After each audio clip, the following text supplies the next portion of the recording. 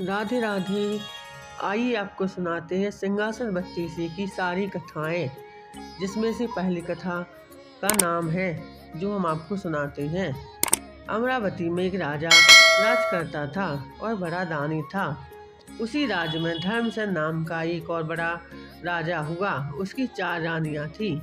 एक थी ब्रह्मणी, दूसरी क्षत्रिय, तीसरी वैश्य और चौथी सूद। ब्रह्मणी से एक पुत्र हुआ जिसका नाम ब्रह्मजीत रखा गया। क्षत्रिय से 3 पुत्र हुए, एक का नाम संघ, दूसरे का नाम विक्रमादित्य और तीसरे का भर्तहरि रखा गया। वैश्य ने एक लड़का हुआ जिसका नाम चंद्र रखा गया। शुद्राणी से धनवंती हुए। जब वे लड़के बड़े हुए तो ब्रह्मणी का बेटा घर से निकल पड़ा और धारापुर आया। हे राजन, वहाँ के राजा तुम्हारे पिता थे। उस लड़के ने राजा को मार डाला और राज अपने हाथ में ले करके उज्जैन पहुंचा। संयोग की बात है कि उज्जैन में आते ही वह मर गया। उसके मरने पर छत्राणी का बेटा शंख गद्दी पर बैठा। कुछ समय बाद विक्रमादित्य गद्दी पर बैठे। एक दिन राजा विक्रमादित्य को राजा बाहुबल के बारे में पता चला कि जिस गद्दी पर वह बैठे हैं वहाँ राजा महाबाहुबल की कृपा है। पंडितों की सलाह दी गई कि हे राजन, आपको जग जानता है, लेकिन जब तक राजा बाहुबल आपका राज तिलक नहीं करेंगे तब तक आपका राज अचल नहीं होगा। आप उनसे राज तिलक करवाएं। विक्रमादित्य ने कहा अच्छा, और वह अपने ज्ञानी और विश्वसनीय साथी लूटबैंड को साथ लेकर वहाँ गए। बाहुबल ने बड़े आदर से उसका स्वागत किया। 5 दिन बीत गए। लूटबैंड ने विक्रमादित्य को सलाह दी कि जब तक आप विदा लेंगे तब राजा बाहुबल आपसे कुछ मांगने को कहेंगे। राजा के घर में एक सिंहासन है जिसे साक्षात महादेव की राजा ने इंद्र को दिया था और बाद में इंद्र ने बाहुबल को दिया था। उस सिंहासन में यह गौर है कि जो उस पर बैठेगा वह 7 द्वीप 9 खंड पृथ्वी पर राज करेगा। उसमें बहुत से जबराहट जड़े हैं और सांचे में ढालकर 32 पुतलियां लगाई गई हैं। हे राजन, तुम उसी सिंहासन को मांग लेना। अगले दिन जब विक्रमादित्य विदा लेने लगे तो उसने वही सिंहासन मांग लिया। राजा बाहुबल वचन से बने थे। बाहुबल ने विक्रमादित्य को उस पर बिठाकर राज तिलक किया और बड़े प्रेम से विदा कर दिया।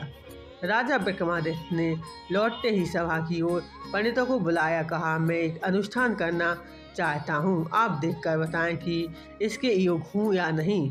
पंडितों ने कहा, आपका प्रताप 3 लोकों में छाया हुआ है, आपका कोई बैरी नहीं है, जो करना हो कीजिए। अपने खानदानी सब लोगों को बुलाइए, 1.25 लाख कन्यादान और 1.25 लाख गाय दान कीजिए।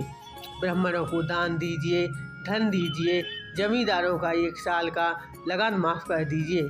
इतना कहकर पुतलियाँ रतन मंजरी बोली, हे राजन, आपने अगर कभी ऐसा दान किया है तो सिंहासन पर अवश्य बैठे।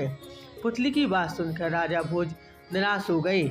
आज का दिन तो गया, वह तैयारी करो, कल सिंहासन पर बैठेंगे। इस तरह सिंहासन बत्तीसी की पहली पुतली राजा भोज नहीं बैठे और अगले दिन दूसरी पुतली चित्रलेखा ने सुनाई राजा विक्रमादित्य को दूसरी कथा चित्रलेखा की। अगले दिन जैसे ही राजा भोज ने सिंहासन पर बैठना चाहा तो दूसरी पुतली बोली, जो राजा विक्रमादित्य जैसा गुणी हो, पराक्रमी हो, यशस्वी हो, बैठ न सकता है इस सिंहासन पर। राजा ने पूछा, विक्रमादित्य में क्या गुण थे? पुतली चित्रलेखा ने कहा, सुनो, एक बार राजा विक्रमादित्य की इच्छा योग साधन की हुई। उनका राजपाट अपने छोटे भाई भर्तहरि को सौंपकर अंग में भभूत लगाकर जंगल में चले गए। उसी जंगल में एक ब्राह्मण तपस्या कर रहा था।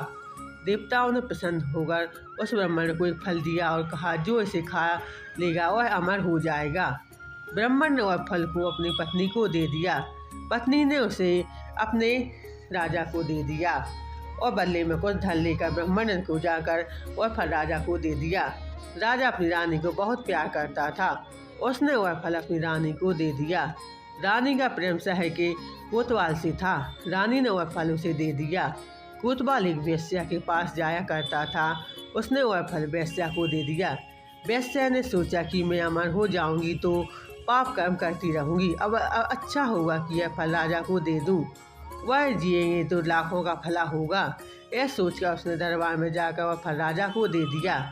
फल को देखकर राजा चकित हो गए। उन्होंने सारा भेद मालूम हुआ तो बड़ा बड़ा दुख हुआ। दो दुनिया बेकार लगने लगी। एक दिन वह बिना किसी से कहे सुने राजपाट छोड़कर घर से निकल गए। राजा इंद्र को यह मालूम हुआ तो उन्होंने राज की रखवाली के लिए एक दूत भेजा। इधर जब राजा विक्रमादित्य की योग साधना पूरी हुई तो वह लौटे। दूत ने उन्हें रोका।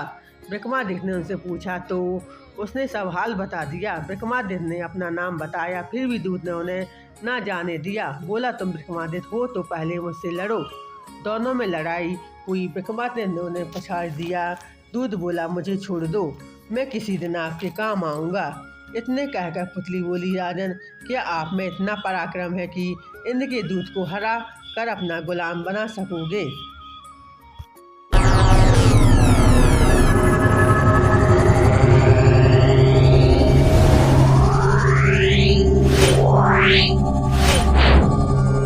Meow.